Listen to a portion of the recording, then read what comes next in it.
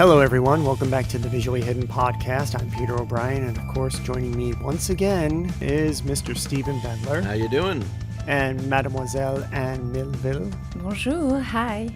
We're rapidly approaching the end of the year. I mean, this is it. This is our final show of 2023, and I think this was kind of a big year. I don't know about you guys, but whenever we get into a new year, I don't necessarily make resolutions. It's just not something that I do. But what I do is I make a list, like a to-do list or like a list of goals. It's not so much resolutions like, oh, I'm going to give up this or I'm going to give up that or I'm going to start exercising or whatever. Like I tend to make a list of goals. Like this year, I want to try to accomplish these things. Funny enough, starting a podcast was not on my 2023 list. It had been an idea that was floating around for a few years, but it wasn't something I actually planned to do. It just sort of happened. I had been working on a feature documentary, which will now be coming out in 2024. And in the downtime between finishing the documentary and the release of the documentary, I had all this downtime. So I was like, you know what? Let me start that VHS series I was talking about. And while I was filming that, I was like, let's just go ahead and pull the trigger on the podcast too. So my fall, my October and November just like evaporated like before my eyes. I'm much like you, have the same kind of approach. I don't make a declaration, I'm going to do X, Y, and Z. Because I feel like when I do that outwardly in front of people, if I slip up or if I fail, it makes me feel worse. Where it's like, if I make a promise to myself to do something and I don't do it, I'll feel bad enough. I don't need to have that extra pressure of, well, you said you were going to do X, Y, and Z. So I kind of make a list of things I want to accomplish, things that I want to look at or maybe focus out a little bit more, and then just do the best I can. And then I don't put too much pressure on it, but also still try to hold myself reasonably accountable for those things. My whole life, I wanted to try karate or some type of martial arts. I'm a massive wrestling fan, so I love that kind of world, the combat world. And I always wanted to try something like that and never had the guts to do it. This year, I went for it. I started jiu-jitsu, and it's been a very rewarding experience for me. It's a lot of sweat. That's a lot of, in some cases, blood and sometimes tears. So, right now my hand is killing me from something we did in class this week. But yeah, it challenges me. It pushes me. I'm glad that I started, and I'm probably not going to stop anytime soon. That's awesome. That is very Thank cool. you. The number one thing on my list was, okay, I want to finish the documentary project that I was working on. I have to have it done, and I have to have a trailer out by this date. I didn't meet that date, but it gave me a goal. It gave me a target to shoot for. And it wasn't long past that date that I accomplished that goal. Because again, when you work independently, you can fall into different traps, of time, and you can lose track of things. And it's like, oh, well, yeah, I'll come back to it because I'm in control and I'm in charge. Like it takes a very strong commitment to yourself, very strong willpower to like see things through and do them. And that's really what a lot of independent filmmaking and independent art is based on, because it's independent. It's you doing it. You're not sponsored and you're not hired by a company. My main goal this year and last year was my private project, my series. So I really wanted to be produced, and right now I'm still working on that. But I would say that my biggest expectation for this year was to have a sign that I was doing what I'm doing right now. And I could say that your proposition, your offer to work with you was a big sign, because my 2022 year was really difficult, especially at the end, because I went to LA and I expected to find a producer and I did not. So at the end of 2022 I was pretty sad, and actually your offer changed everything. So maybe you don't know, but thank you very much. It really helped. So when you collaborate with someone else, even if the other one is lots of doubt too, the fact that you're collaborating with someone, it helps you to move forward. This past week, we did not do a podcast. We started doing our bi-weekly alternating schedule, but we did release a VHS Christmas special where I counted down my top 10 favorite Christmas films. If you missed that one, you can go check it out on the YouTube channel. We've also been releasing isolated reels on our Instagram feed. I know the list is not for everyone, but I do feel like there is something for everyone on that list. So if you did check it out and you did find something interesting on there, please let us know, share in the comments, or send us a message. I think I knew just 3 of them in the top 10. So yeah, Wow. yeah, maybe I'm gonna have a look at the 7 others. So yeah, of course I knew It's a Wonderful Life. Thanks to you, actually, I didn't know before before the podcast. So Home Alone, it's very popular here in France, but I don't really like it. I think it's kind of burlesque situations. And oh, actually, four movies, because I knew Die Hard. It just, for me, it's not a Christmas movie, as you know. And I knew the one of Tim Burton's. Ah, The Nightmare Before Christmas, of course, yeah. Out of the other 6 films, were there any that really stuck out to you? Like, oh, I really want to check that out, or oh, I'm never going to watch that ever. Like, what was your takeaway from the remaining 6 films? Like, was there anything that really like, oh, that seems interesting. I might actually want to watch that one. Yeah, 2 of them, but I don't remember the titles. I'm sorry. The one with Bill Murray, because I love this actor. What the title of it? Ah, Scrooged. Scrooged. Also, the one with I think his name is Chevy Chase. National Lampoon's Christmas Vacation. Oh yeah, the title is so long. This actor, I know him through a series. I don't remember the name. Community. I think the name of the show is Community. And I heard bad stuff about him, but I know that an artist and a person can be 2 different people, you know. So I was curious to see something else he did. Yeah, very cool. Yeah, I know Christmas Vacation is Steve's number 1 film. He's mentioned that a couple of times. And you're not into Lethal Weapon? No, I don't know this movie.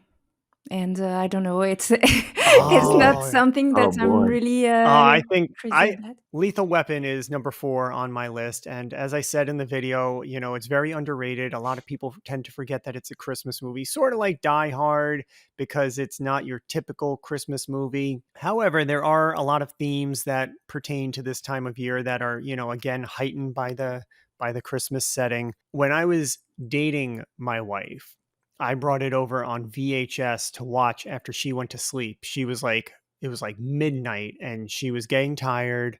She was going to sleep. I put on Lethal Weapon and she stayed up for 2 hours and watched that movie. It is now one of her favorite movies, and it is probably one of her favorite Christmas movies as well. It's like when after Thanksgiving is digested and the decorations are going up, we got to put on Lethal Weapon, because again, right from that first frame with Jingle Bell Rock kicking in, which just, we know it's go time. It's just the gift that keeps on giving. No, it is. Steve, what was your reaction to the list? I mean, I thought it was solid, top to bottom. I mean, out of the 10, I own 8, and I've seen 9. The only one I haven't seen is Miracle on 34th Street. What? Yeah, but I've performed it twice, so I know the story, you know. So I've never. It's one of those, again, when I was as a kid, it was on. I seen chunks of it. It didn't really hold my attention, and then it was on it was WPIX. always on WPIX. Dude, how could you be from New York and not see that movie? I don't know. I haven't, and He's and I judging haven't seen the you. remake either. He's judging me, right? Quietly. Well, not so quietly, but probably worse in his head. I've never seen it, and then It's not that I'm judging you, and it's not that I'm just disappointed in that's you. the one that cuts deep. It's No, I'm worse. not. I don't care. It's really, you watch what you want to watch when you want to watch it. But yeah, so I performed it twice, because the theater I used to work at, we used to do around the holidays, since people were busy with all the festivities. We wanted to do a show, but didn't have time to really put up a full scale production. So we do radio versions. So we'd stand in front of the microphones, old timey, and I would play like 8 different parts. So all these different voices I would have to do. One scene, I'm yelling at myself, which was always wildly entertaining. 2 very different voices. So I technically know the story, but funnily enough, it's on one of my watch lists for this season. So I'm probably going to watch it tonight. That'll complete the 10. But I mean, Silent Night, Deadly Night's become a new favorite of mine. I bought it a bunch of years back, and I kind of watch it with my brother now, like once a year. It's like a new tradition. That one's a lot of fun. As far as Lethal Weapon's concerned, man, Lethal Weapon, top to bottom, the franchise is my favorite action franchise ever. However, I do think that Die Hard 1 by itself is the best action movie ever, but that's my personal opinion. I don't disagree, but as far as a Christmas list goes, I feel like Lethal Weapon just has a little bit stronger Christmas spirit. Well, Lethal Weapon also has, But I do feel like Die Hard is probably the better yeah, film. and that's not. I mean, I can't overstate how much I love Lethal Weapon, but Lethal Weapon also has Tom Atkins. So if you're on the Atkins diet this holiday season, you got to get Lethal Hey. Weapon in there. I mean, Tim Burton, man, what can you say about Nightmare Before Christmas? I saw it when it originally came out in the theater. I've seen it twice in the theater. Years later, one of my all-time favorite movies. Can't get enough of it. Have a giant Jack hanging in my living room as we speak.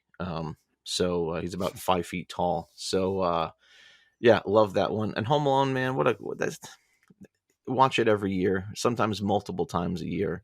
And Christmas Vacation, I just watched yesterday with the kids, and they love that movie.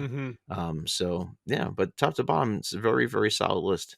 Is there anything that you personally would strike from the list? I mean, you're agreeing that it's solid, but do you have? I mean, of course, you haven't seen Miracle on 34th Street, but is there like any substitutes that you would include on your own list? Like what?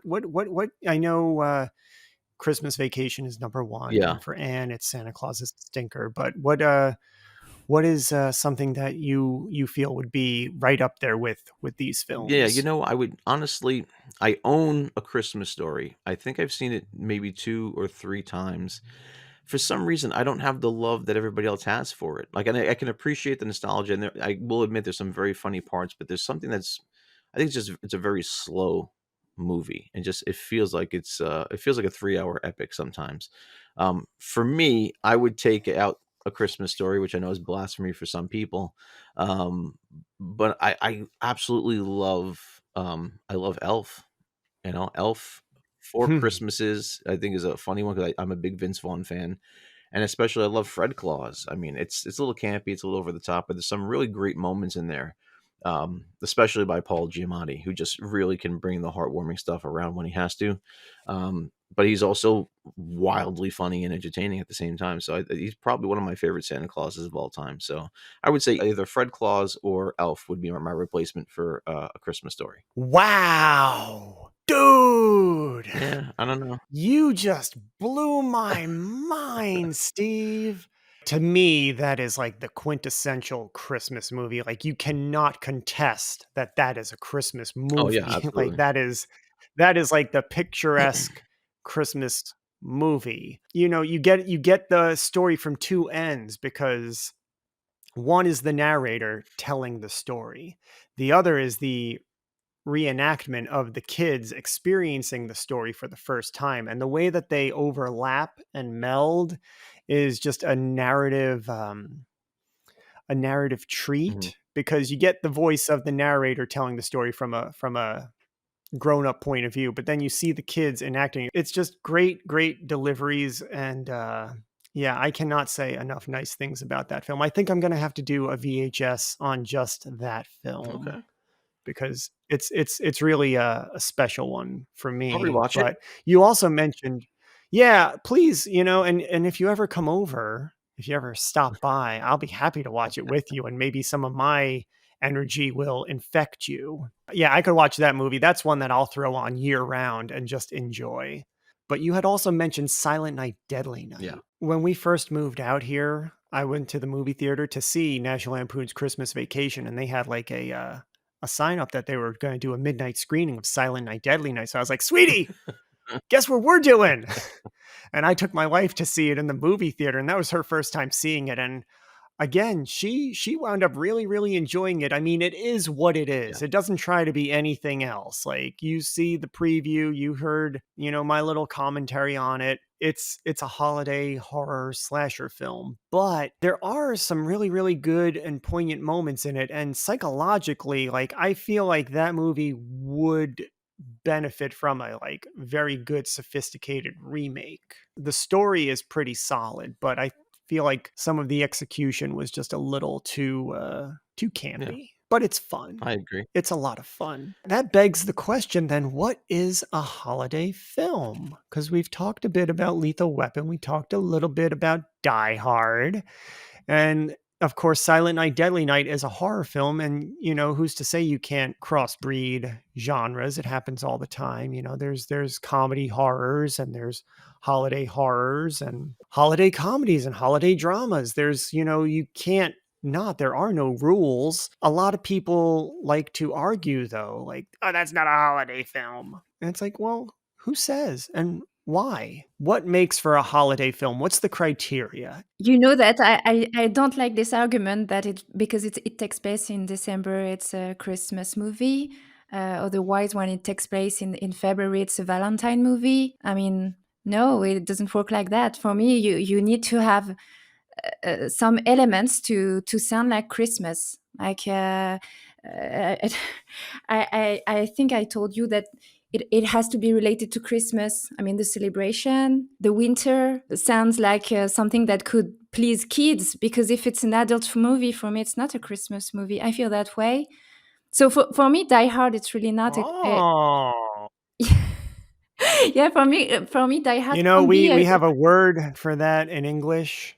It's tell called me. discrimination. Okay, I assume to be a discriminator of Christmas movies.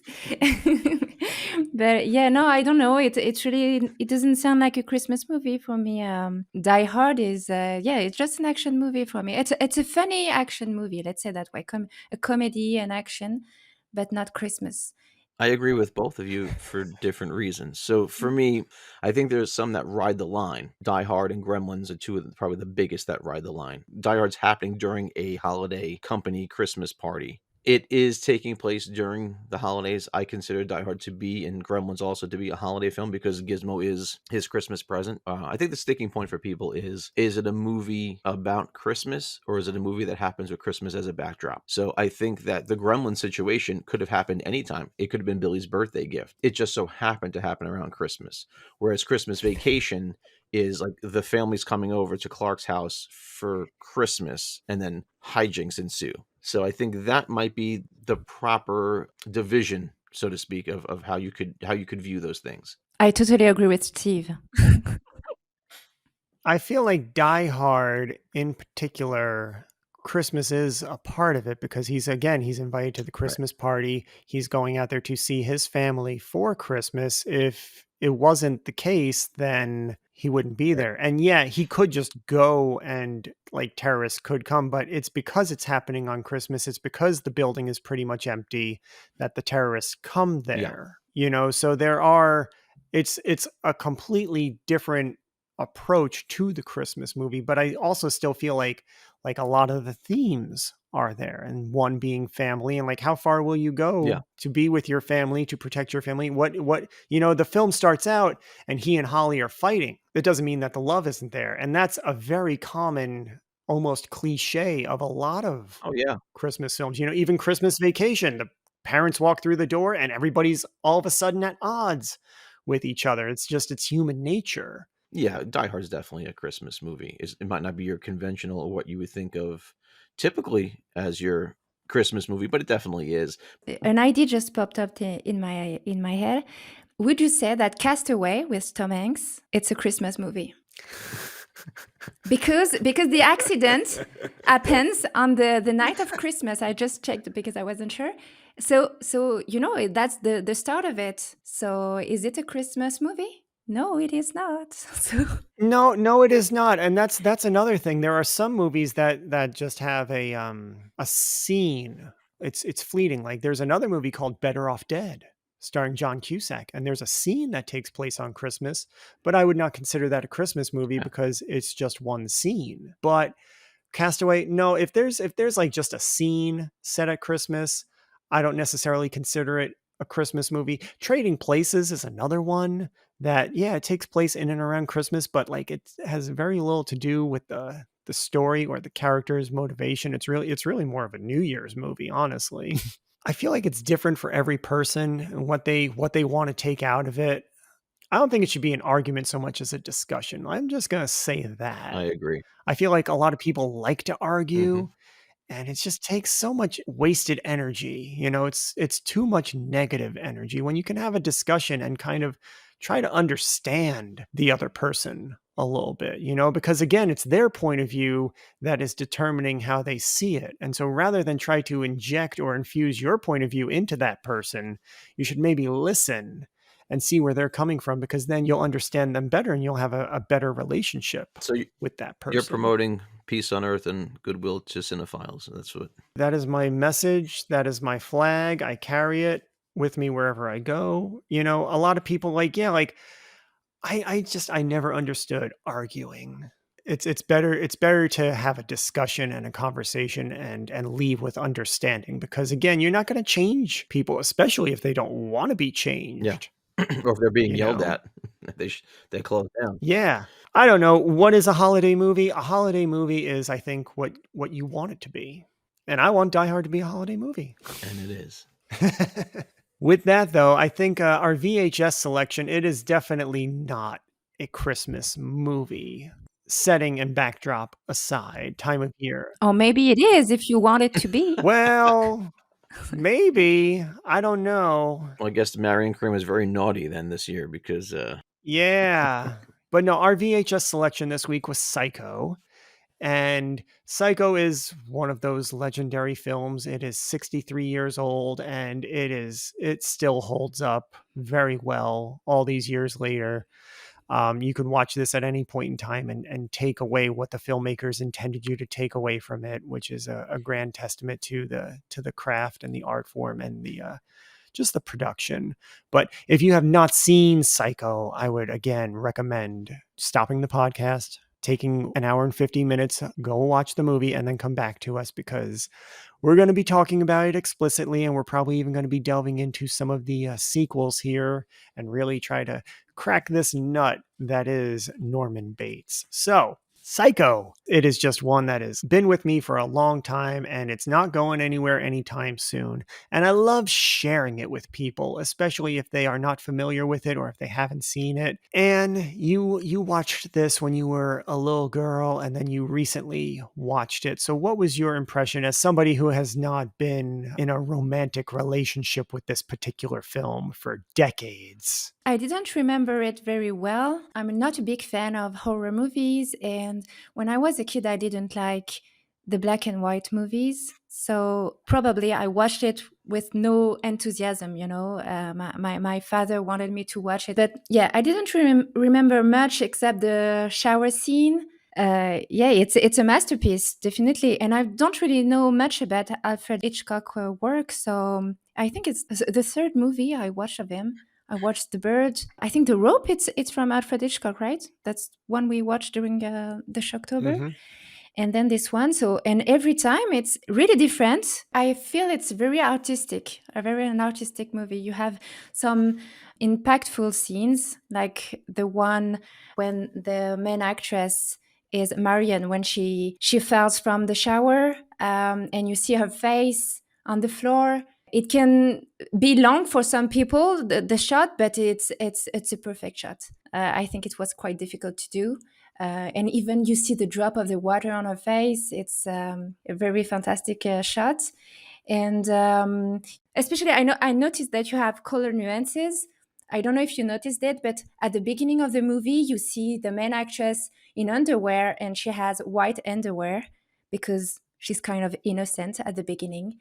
And then she's stealing money, and she drives to the motel, and then her underwears are black.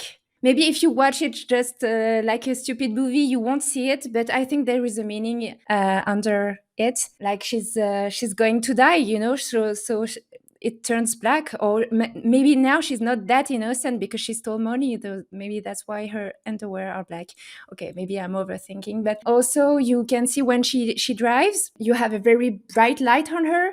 And when she goes to the motel, it's really, really dark. It's getting darker as she gets closer to the motel. That's what I really loved in the first opus. It's really artistic. It's not just a storytelling. There is something behind it, and you see that the director thought every moment of the movie, which is not what I felt about the other movies, the 2, 3, 4.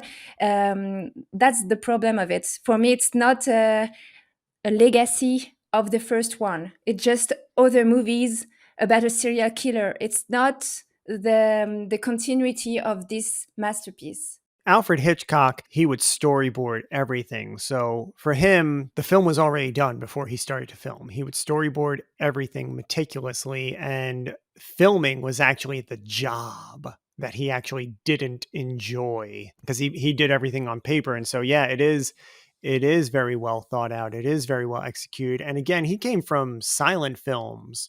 So telling a story visually is the foundation of his approach to filmmaking. So that's why I think his films always have a very strong visual style and a very strong visual execution, because the things you touched upon with the coloration of her wardrobe and even the lighting as she's approaching, those are all visual elements that he, with his background, isn't even thinking of when he's including. Like, that's just the way you tell a story visually. You incorporate these different elements into it, and so you can say a lot without speaking. And I think, yeah, that's just a real sign of the times. Like, again, the sequels, they were made throughout the 80s and into the early 90s, and it's just a different background for the filmmakers involved, and a different breed of filmmaker involved.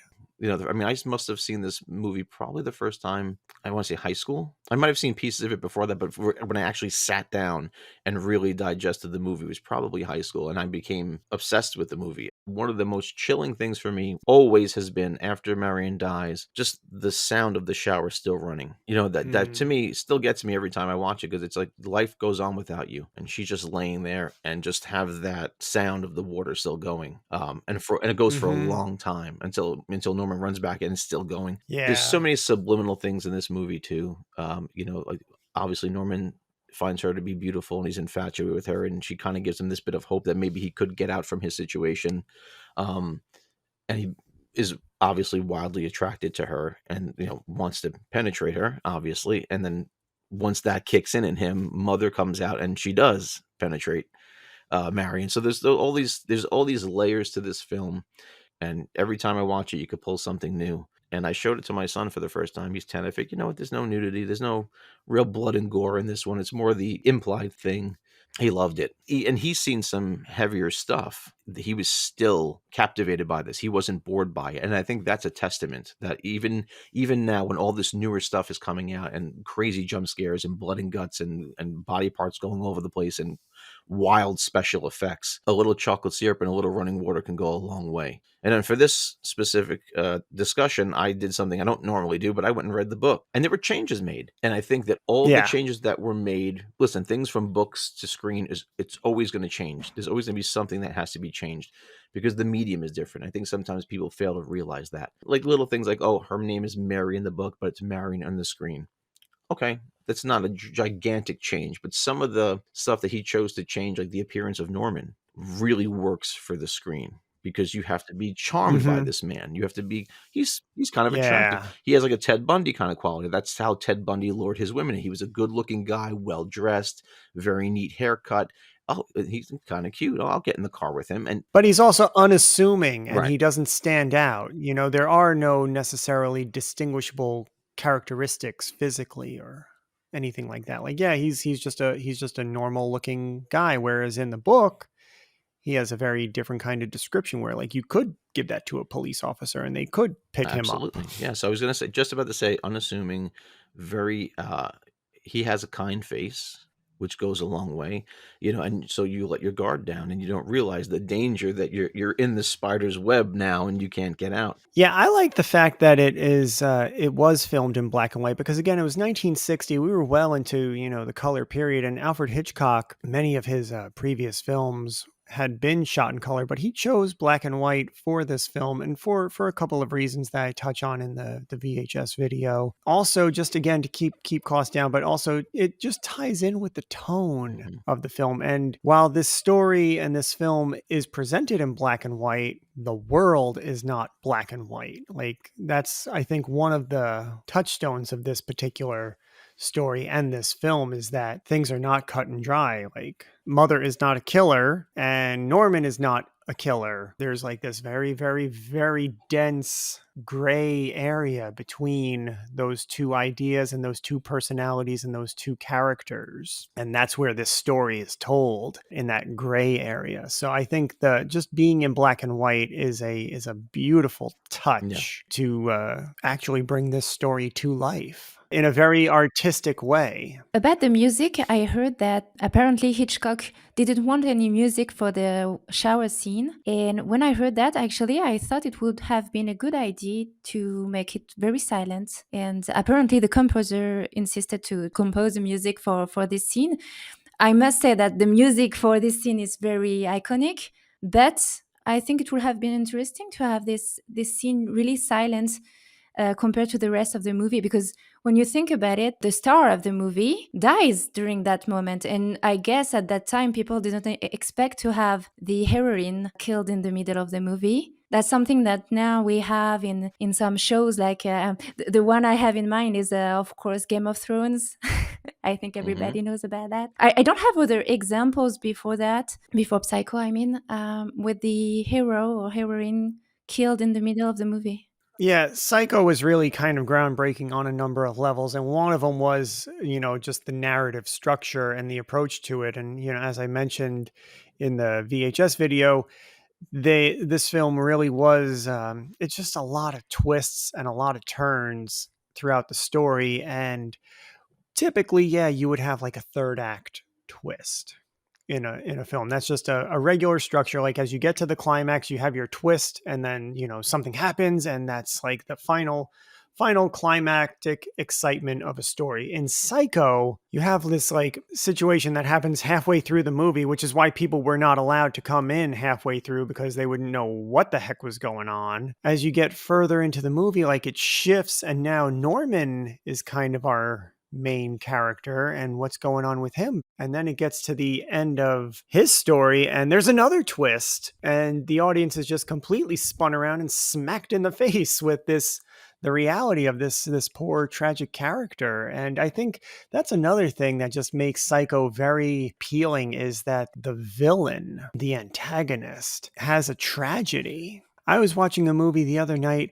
I don't even remember what it was, but the villain he was just a piece of shit. Your typical, like, no substance, no character, mean, angry, hateful person. And it's like, well, that's not interesting. The Joker, which people have won Academy Awards for portraying, has such a grand background and such a tragic story that it makes them captivating. And Norman Bates, he's almost like the prototype for that particular kind of villain and that particular kind of character. That's really kind of one of the big appeals to me. Yes, the music is great, the cinematography is great, but the story and the twists and turns in the story and the way that they're woven in is something that, you didn't necessarily get a lot of before, and subsequently you see it a lot now. People are always trying to have twists and turns. I've never watched The Sixth Sense. Really?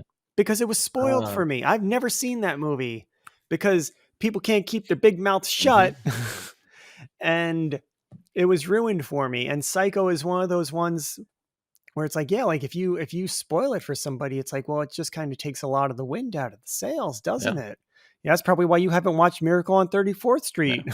You know what's coming, and it's not, there's a very fine line to walk when you're recommending a film, because again, you're very excited about it. I mean, if it's a good movie, you get excited and you want to share it. But sometimes people just don't know how to like self-regulate. And Psycho is one of those ones. Planet of the Apes was another one with a huge twist. In addition to the twist of like, oh shit, there are like anthropomorphic intelligent apes running this planet. And then you get to the end and it's like, oh shit, I know that planet. That's another one with like a double twist. But again, it came after Psycho. Psycho is really just on a number of levels, like upping the game of cinema. And what's interesting in Psycho is that you have so many twists that sometimes you expect to have something huge happening. There is a scene, I don't know if you remember the scene with Lila. She's investigating in the room number one, and she suddenly is surprised because actually she has her reflection in the mirror. But you saw, I mean, the Mm-hmm. audience is expecting that Norman is showing up, and actually he's not. I was Yeah. surprised during this Well, scene. no, the audience is expecting Mother to show up because Yeah, sure, Norman is mother. down Yeah, yeah, you're at the right. hotel at that point. So the audience is waiting for Mother, and now she's in, as Steve said, the spider's web, and we saw what happened to Arbogast when he went up the stairs. Now Lila's upstairs, like she's really in danger. Hmm. So it's just like that suspense, that tension. And again, he's showing you everything that you need. He's not letting you have everything you need or want. So that's the suspension, and that's the masterfulness. Yeah, yeah, yeah. And I think it was really, really well shot because you see that something is in the mirror, and you really think that someone is showing up, but actually then you realize it's just Lila. Yeah, that whole final sequence with the reveal of Mother at the end is just, oh my god. You can't see that again. No. Nobody can ever do that again and like make Hmm. it as impactful. Everything after that is just going to be an homage to Yeah. that. How many movies have we seen a character talking to someone in a chair and their back is to them, and all of a sudden the chair just turns around and they're dead? There's a movie called Dress to Kill. It's a Brian De Palma film. Brian De Palma, for me, he's sometimes hit, he's sometimes Big time. miss. Dress to Kill, for me personally, was a miss just because it was so much Psycho. Yeah. As a true believer, as a infatuated member of the audience with Psycho, like when I started watching Dress to Kill, I was like, oh man, I'm just watching a fucking lame ass 80s remake of Psycho, right down to the very end scene where they have the psychiatrist explain everything to the Mm. audience. Yeah. And I was like, ugh, it really, really upset me, that Yeah. one. It took a rather long time to get where it had to go, too. Yeah. Blowout, on the other hand, if you want to see a good Brian De Palma film that has a lot of homages to Hitchcock, Blowout is really where you should be spending That your one I time. have to check out. But I think Anne brought up a really good point before about how the sequels don't actually equate a legacy Mhm. with regard to like what makes this film so special. I personally, I enjoy the sequels. I think 2 is fun just to kind of see where the characters have been and what Norman then has to deal with. I think it's a fun follow-up. 3, I remember not being too thrilled with. I think it's probably the weakest link in the chain. But 4, I felt it was kind of interesting, and I was actually really, really surprised by 4. And maybe it's because my expectations were so low, being the fourth one. Yeah. And it's like, oh wow, that actually wasn't as bad as I thought it was gonna be. That was not. I could watch that again. Like I think that's part of Mhm. what the takeaway for me of part 4. You get to the fourth one in any series, and it's really kind of like, okay, what do they got for us? But I feel like Psycho 4 really kind of brought something fresh to the story of Norman, and it delivered it in a pretty interesting way where it's like, okay, it's not the same thing. As we're like, Psycho 3 was kind of an extension of Psycho 2, which was an extension of Psycho 1. It's like that whole, a copy of a copy of a copy, and it just starts to lose quality. Psycho 4, I felt really it's like the Jaws 4. It's the Jaws revenge of the series. All by Universal, and I agree. I think in the world of sequels slash franchises, it's those 3 movies are some of the least offensive entries into a franchise out there. However, I think 2 is the weaker link. I mean, 3's got some hokey stuff in it, but for me, what I didn't enjoy about 2, the stuff they did with Vera Miles, I think they changed the character a bit. They kind of reinvented stuff. They the whole thing about his mother not being his mother. Now you're trying too hard. There's a simple way to tell that story, and I think once Lila resorts to murder, well, you're no better than Norman Bates Mm-hmm. at that point in time. So the point is moot. Yeah. So for me, 2 was a very weak entry. It had some good moments. I mean, him hitting that lady with the shovel was a great kill. It was unexpected. It was a great shot. I mean, but then also it's kind of an overhead shot, which is kind of how mother runs out and goes after Arbogast. So it's, like you said, copy for copy. With 2, I liked catching up with Norman, and from a technical point and from a filmmaking point, the director of photography was Dean Cundey, who Yeah. again I love forever. I mean, Dean Cundey, if you're not familiar, he shot a lot of John Carpenter's early films. He shot the Back to the Future trilogy and a lot of Robert Zemeckis' films, Roger Rabbit. He shot Jurassic Park. So that man knows how to light a scene and how to frame a scene and how to compose a shot. So for me, Psycho 2 is it's just fun to watch from a technical filmmaking standpoint. I'm sorry to interrupt. No, that's a valid point. And yeah, there were some great shots in that movie. And I don't dislike everything. It just, my biggest problem, and again, I haven't seen this movie in about a year, but my biggest problem with it was how you're going back and you're kind of retconning characters and you're kind of changing things. And it's like, it was kind of perfect the way it was. If again, this goes into that thing of, remakes and sequels. What are you bringing to the table? Catching up with Norman is great. I'm all for that. But then what else are you bringing to the table? Okay, he's in the house again. He thinks, like he's kind of cured, and then they're kind of making him sick. And it's like, I don't know. You kind of, you're kind of the villain then, Lila. At that point in time, you're not the, it's gone past revenge or retribution or whatever she wants to categorize that as, and you've kind of become the new Norman Bates or the new mother, depending on how you want to look at it. So Yeah. to me, it brought the legacy of those characters down. It kind of muddied the waters a little bit. 3, again, some campy stuff in there. It's the 80s. You're going to get some of that stuff in there, but overall, I appreciated what they tried to do with the third one more than the second one. And I'm right there with you on the fourth one. I thought it was an interesting take, an interesting way to approach. Okay, well, we've done 3 of these things. Now what are we going to do? I would say that the second one is not too bad, but as you said, it's nice to catch up with Norman and to see Lila again. But I think I was very disappointed compared to the first one, because what I loved with the first one is the artistic shots, the music, and the surprises, and that's exactly what you don't have in the second. So when you watch the second one, you always expect to have something not similar, but that can be related to it. And the only thing that can be related to the first one is the characters. But you expected something else. I mean, I expected something else. Maybe that's only my opinion. But it's not, for me, a film is not just a story with characters. It's more than that. Otherwise, you write a book. I feel that way. And then the third one, I think the idea was quite interesting to have Norman, who takes lives away, have a relationship with a woman who wants to kill herself. I think this idea was really interesting, but it's not well developed in it. So it's like you have something good to talk about, but you don't. So such a shame. And to be frank with you, I don't remember the end of it. So I watched it 3 days ago, and I don't remember the end of it. So it really shows how bad the movie is. And the fourth one, actually, I think I prefer the second than the fourth, but I understand what you mean. I would say that the story is more interesting because you know more about Norman. But what I don't like is just they kind of excuse his madness by his childhood. I feel that way, and I think it doesn't sound realistic that this guy take the phone. He calls to a radio station and he talks like that. So I understand that he's confused because of what happens in his personal life. So maybe he needs to talk to someone before doing something he doesn't want to do. So I understand that.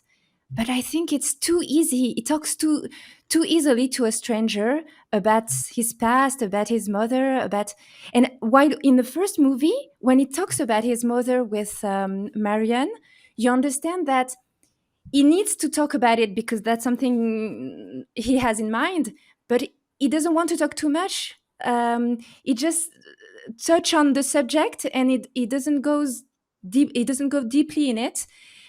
So I don't know. I think it's kind of not the same guy, he get older. He got older, so maybe that's the reason. But I think it's too easy the way he talks to the radio host. And what about the police? Nobody calls the police. The guy says he killed many women, and maybe he's gonna do the same again. And okay, we we keep it going. I mean, it's not realistic. Well, it is a movie, but no, I understand where you're coming from.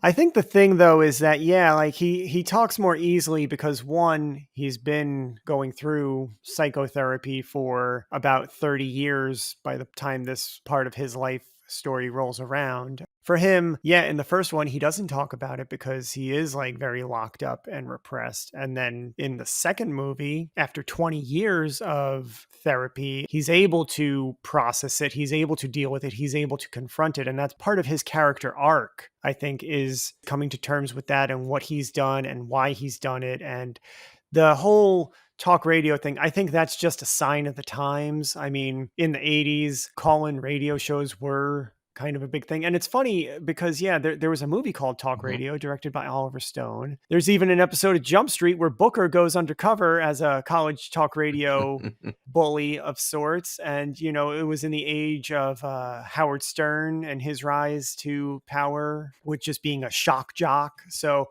there was all this like subculture in the 80s of radio conversations, and it's definitely a precursor to the whole podcast kind of a thing. It's talk radio. That's what it is. That's what we're doing. And it's just people trying to communicate. So I think with regard to part 4 and Norman, though, I think one, it's a sign of the times. Two, it's just a demonstration of the growth of his character and his character's arc in confronting his past and still wrestling with his demons. And the shrink leaving for his flight while there is a psychopath on the phone. You think it's something related to the 80s? Or I mean, I'm really shocked when the shrink is away because he had a flight to take. But there is a psychopath saying that he wants to kill again. So maybe you can miss your flight for once. I mean, I don't know. The first movie is so perfect in the writing and in the shot and everything. And the following movies are so disappointing. And everything is bad when you compare it to Psycho. True. That's a top tier film. That's what we're saying. Yeah. It's a movie that doesn't necessarily have an equal. Yeah, and most things you look at are in their own way derivative or an homage. Again, this is Steve's like number 3. I know his 1 and 2 is Halloween and Scream, and they're both derivative of this film, as is Texas Chainsaw Massacre and Silence of the Lambs. The quality of the execution of the horror and the approach to the horror is something that is very novel. Yeah, I mean, Psycho, it pretty much invented a genre. I mean, there's like 1 or 2 slashers before this, but this one really put it on the map. This one is copied and parodied and used as inspiration for countless slashers. I'm trying to rack my brain and think if there's a film before this that had a big twist to that capacity. I can't think of one. Double twist. Right. Double twist, right? You know, next is the triple indie, but that's something separate. There's no other movie that's gonna give you all of that. With regard to the sequels not holding up to the original and honoring the legacy, it's like the other side of that is in the 80s, that's when like the slasher genre really took off. And so Halloween kind of was like the springboard. And then of course you had the Friday the 13th films and then Freddy Krueger, and Universal Studio, like, well, shit, we own Norman Bates. Let's get him back in the mix. Let's start, you know, cashing in on this cinematic trend that really comes from us. So let's get our dues. And so the sequels in the 80s are really sequels from the 80s. They are a franchise now. They are cashing in. And so with Psycho, yes, there is such a legacy though that I think they probably tried a little bit harder, which is why you get a little bit more of a arc and a little bit more substance and a little bit more character-driven stories as opposed to Friday the 13th, which is again a copy of a copy of a copy of a copy of a copy of a copy of a copy of a copy of a copy. But the characters, you know, again, I think is one thing, and specifically the Norman Bates character. I mean, of course, he's the constant, he's the through, along with Mother, because they are different characters. Let's be real here. If we're going to honor the legacy of the film, Norman and Mother are different Absolutely. characters. Yeah, and like I said, the performances. I mean, Anthony Perkins is phenomenal in this movie. He could be threatening, he could be menacing, he could be creepy, totally vulnerable, totally sympathetic, totally just sad. You know, have just a sadness about him. Just in the scene when he's sitting there in the parlor talking to Marion over the sandwiches and the milk. I mean, there's so much going on there with his performance, and it's understated. And what a charming guy, what a good looking guy. I don't think you could have cast a more perfect guy for that role. You know, tall and slender, but not like hulking. Like, I mean, in the remake of Psycho, I love Vince Vaughn with all of my heart. That guy's like 6'6". He's gigantic. I don't know any woman that would go into a back parlor with someone they just met who's that massive and that, that intimidating. Like that dude's giant. I wouldn't go back there with him, you know?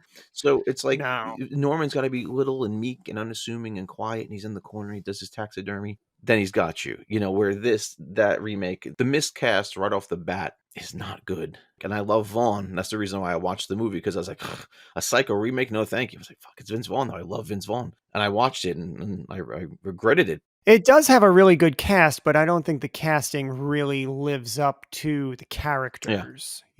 Viggo Mortensen, William H. Macy, Vince Vaughn, And Heche. Julianne Moore, Anne Heche. It's a very Yeah. good cast. And Gus Van Sant is an accomplished filmmaker. It's just I feel like there were other meddlers involved. And Danny Elfman repurposed and reworked Yeah. the score. Like, it has great ingredients, but it's the same recipe, so it's nothing new. So it's nothing to write home about. It's like, oh yeah, this, here's grandma's cookies again.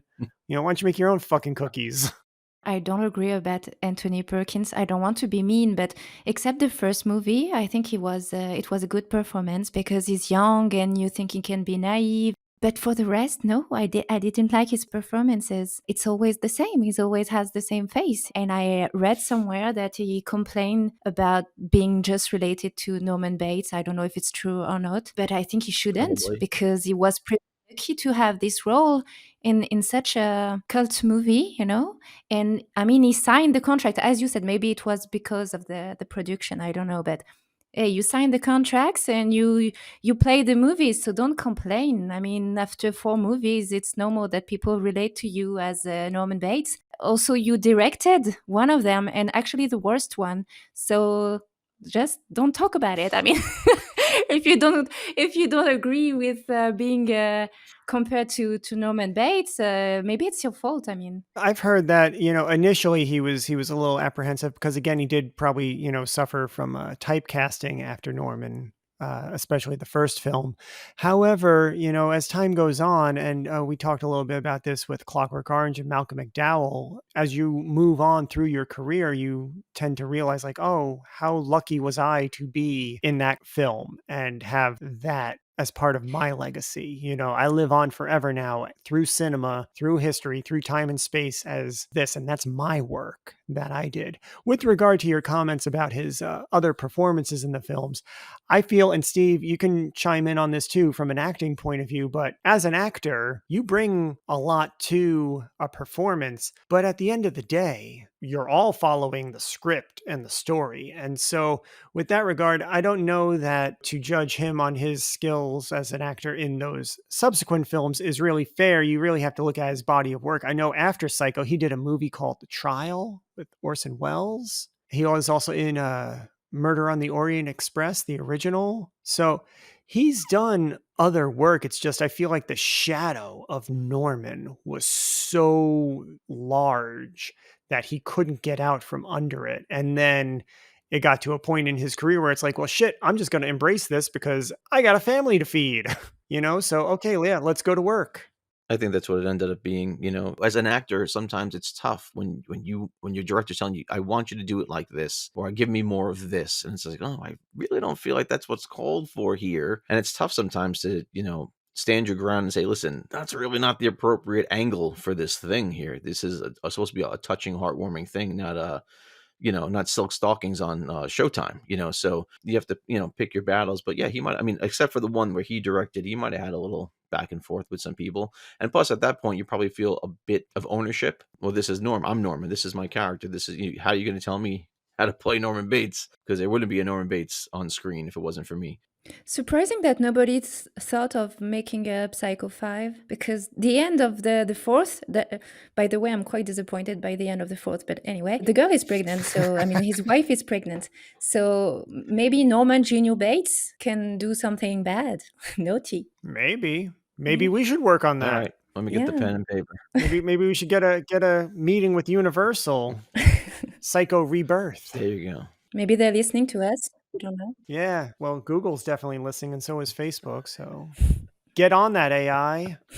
Oh, I'm sorry, you can't be copyrighted. Sorry. That's it. By the time part 4 came about, I think, Psycho was kind of just a little exercised. And Anthony Perkins, he was so identified with the character. And then, of course, he passed away. I feel like the remake was maybe also kind of like an early reboot iteration where it's like, oh, if this takes, then we can start doing Psycho movies again. And it just was so not well received because of the approach, that it then was just like, yeah, people don't care. And it's not that people don't care, it's people don't care about shit. Right. Yeah. If you had made a good movie, the audiences would have been there, but you made a derivative carbon copy of a good movie and the audience didn't need it. Right. So there you go. But I feel like Bates Motel, they took it in some different directions, and I found that series to be enjoyable to watch. I thought a lot of the performances were good, a lot of the characters. The Bates Motel series did what it should have done. Mhm. It took it in a different direction, and it brought some new things to the series where it made it its own thing, which was interesting to watch. Absolutely. And Freddie Highmore he's a phenomenal young actor. I mean, great stuff on that show that he did. Again, I didn't agree with all the choices that they made, but I found the show overall very, very enjoyable. I watched it to the conclusion. That young guy, he's got something. So he was a good choice. Yeah, I feel like the lasting legacy of this film is not so much the series, but the approach to storytelling, and especially with regard to twists. I think that's the lasting legacy of this film, which has been satisfied, because there are a lot of great films with a lot of different unique elements or unique twists. Some of them we've explored in this series, like Planet of the Apes. Some of them we will probably look at further down the line. But I mean, what would you guys say is like your favorite twist in a film? Fight Club. Fight Club does have a pretty good twist, and it has a narration. So it ties us back to A Christmas Story. Other good twists. Well, Sixth Sense was a great one. I would say the ninth configuration that we watched for the Shocktober in episode 2. I have a French one that I love. Je vais bien, ne t'en fais pas, the French title. It's Don't Worry, I'm Fine by Philippe Loiret. And I love it's one of my favorite movies, and it has a good twist. Saw has a pretty good twist. Even Seven, you mentioned Fight Club, and Seven and Fight Club are, kind of kindred spirits, especially not even because of the Fincher element linking them, but just the stories themselves have some overlap. Yeah, there's a lot of good twists out there. I'd be curious for the audience, if they have any recommendations for us, what a good twist might be. Because again, for me, a lot of it comes back to Psycho. Yeah. When I think of a twist, and then of course Planet of the Apes. These are like my foundations of twist films, and then it just goes out from there. The Empire Strikes Back was also a pretty good one. I think that's going to wrap it up for us, though, today. A lot to think about, a lot to look forward to. We'll be continuing our bi-weekly releases of the VHS series, offset by our podcast follow-ups. So look forward to those. Our next one is going to be in January of 2024. So we'll see you in the future, where a lot of things are going to be happening. I have a pretty good feeling about the future. I don't know about you guys. So in looking forward, you should look out for Steve over on Steve's Pop Culture Corner, because he's always posting cool things. And I'm sure with Christmas, he's going to have a lot of fun stuff. And moving into the new year, I'm looking forward to his unboxing video on the Halloween 2 game. Now you gotta do it. Anne and I, of course, are on Letterboxd, and you can check us out over there, see what we've been watching and what we think of it. And until next time, Happy New Year.